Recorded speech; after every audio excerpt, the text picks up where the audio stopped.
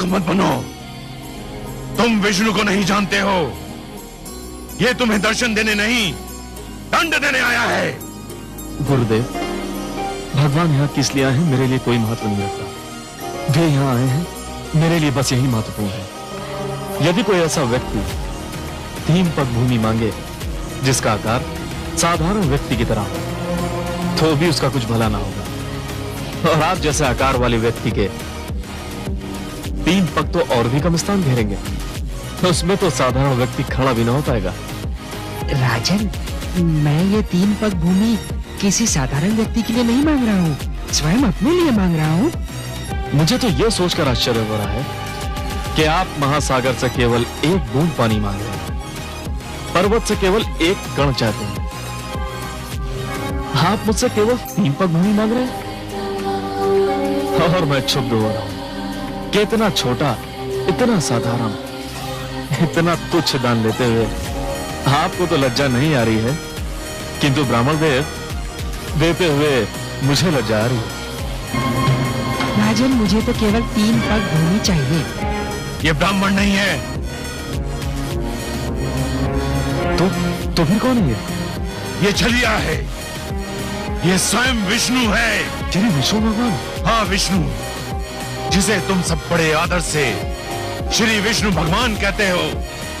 परंतु मैं जानता हूं ये कौन है, क्या है। देखो ना, आज भी वामन रूप में हमें ठगने आ गया है। नहीं गुरुदेव, नहीं।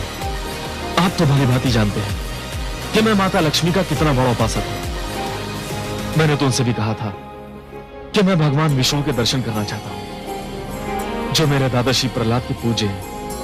गुरुदेव, मैं कितना सौभाग्यशाली हूं कि आज भगवान स्वयं चलकर मेरे द्वार पर आए हैं। मैं तो प्रसन्नता से फूला नहीं समा रहा हूं। मैं जिनके दर्शन के लिए इतना व्याकुल था, वे मेरे सामने हैं। क्या इससे बड़ा सौभाग्य संभव है? और वो भी भिक्षुक बनकर? ये सब एक ढोंग है, एक छलावा है। तुम इसके छल में मत आना। नहीं भगवान, नहीं। तो फिर मेरी 3 पग भूमि? मैंने दे दी भगवान, मैंने दे दी।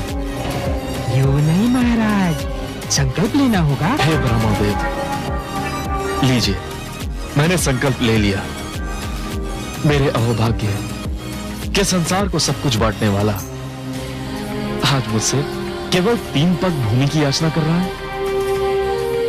ब्राह्मण देव, नाप लीजिए 3 पग भूमि। मेरा दान स्वीकार करके मुझे धन्य कर दीजिए।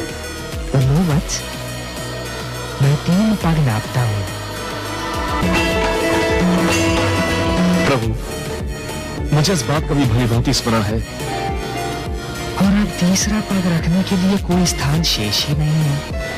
बोले, ये सारी सृष्टि, मेरा सारा राजपाट और जो क्षेत्र मैंने जीते थे, वे भी नाप लिए। अब केवल एक ही स्थान बचा है जिस पर मेरा अधिकार है। वो वस्तु है मेरा शरीर। बस अब मेरी काया ही बची है जिसे मैं अपनी कह सकता हूं, जिस पर अब भी मेरा अधिकार है। प्रभु, आप अपना तीसरा पग मेरे शीश पर धरिए, ताकि संसार ये जान ले कि बलि केवल देना नहीं, वचन निभाना भी जानता है।